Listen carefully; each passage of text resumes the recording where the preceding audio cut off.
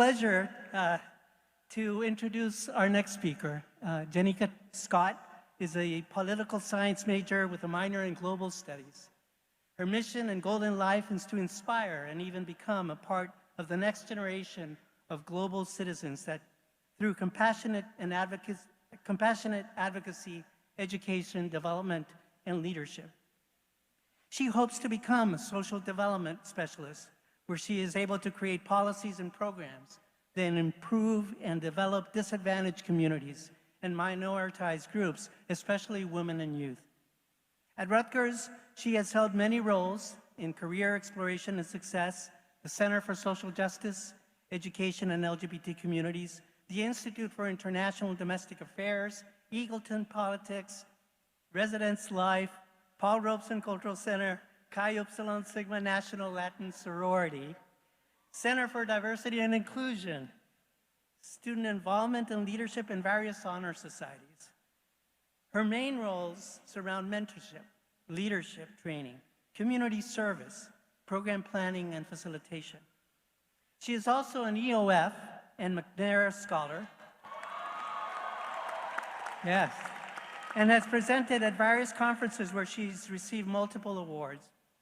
She's also received the MARC Conference Student of the Year Award, Peer Mentor of Diversity and Inclusion through Residence Life, Women in STEAM and STEM Award for Women Empowerment Outstanding New Member Award, Chi Upsilon Sigma, the Chancellor's Award Leadership Award. However, her proudest accomplishment is being a US citizen and being a peer mentor. She loves to watch sci-fi movies,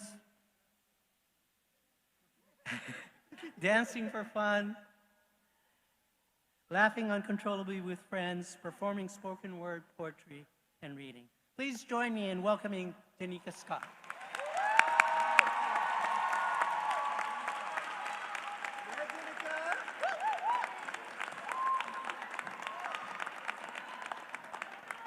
Oh my gosh, thank you everyone. They weren't lying, y'all really do look really beautiful.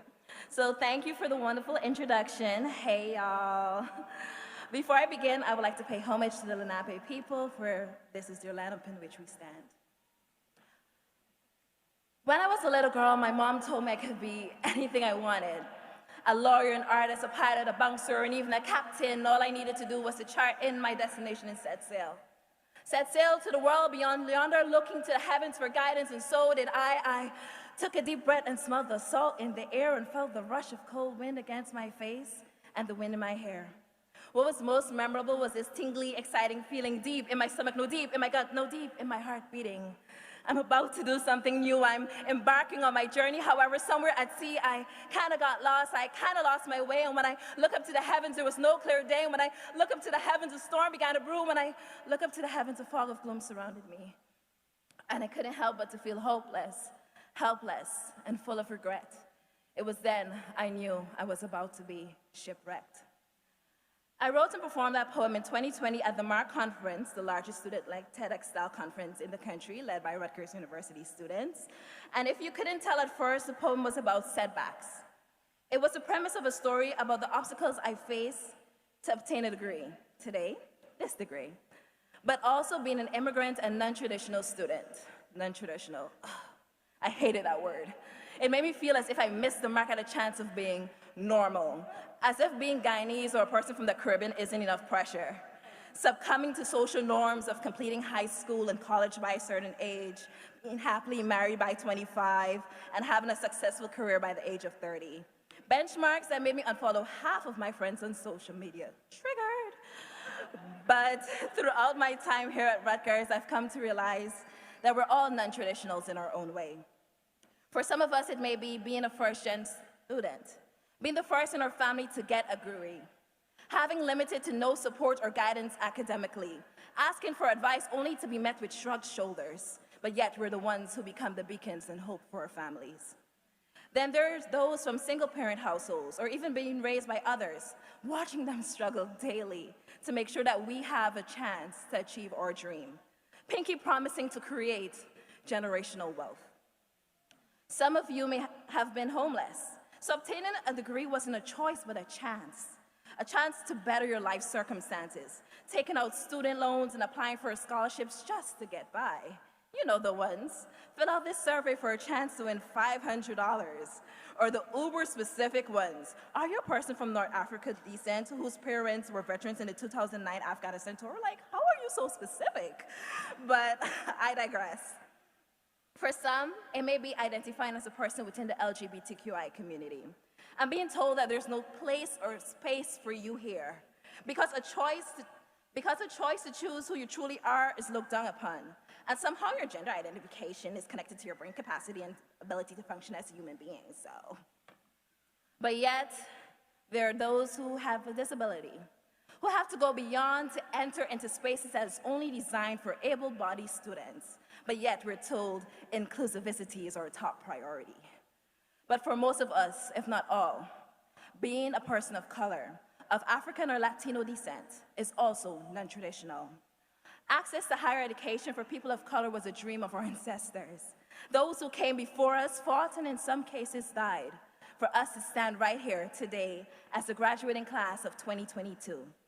Although there's much left to be desired in school curriculum and given the current climate of our country as states try to cut us out of our history and out of school curriculum, we are here. We are here because we're meant to be here. We are here to Harlem Shake the Millie Rock out of this world. We do not dream of a world that is possible because we are the world that is possible, because we are the non-traditionals. We have missed the mark of being normal because we cannot be placed into boxes to be checked, but we check anyone who questions our legitimacy and our power. Don't they know that we're royalty? Have they not heard of our legacy? We are the sons and daughters of kings and queens. We are the products of Paul Robeson, Malcolm X, W.E. Du Bois, Luisa Moreno, Josefina Ferrer de Bright, Rodolfo Corky Gonzalez, Kimberly Crenshaw, Bell Hooks, our parents, and so many others. And we will not let them forget that.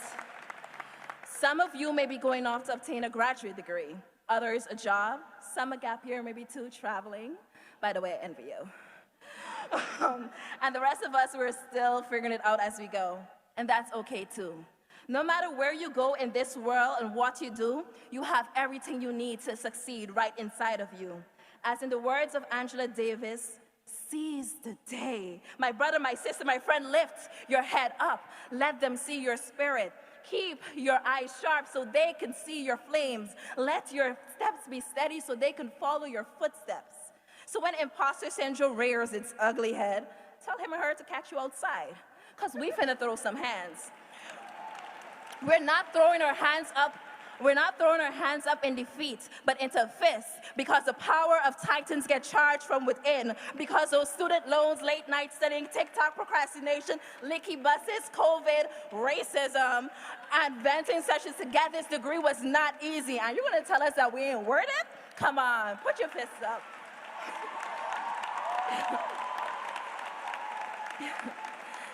Still, if you need yet another reminder, turn to the person to the left or right of you and say, you're meant to be here. You're meant to take up space. We're here to Harlem Shake the Millie Rock out of the world because we are the non-traditionals. Congratulations, class of 2022. We crushed it.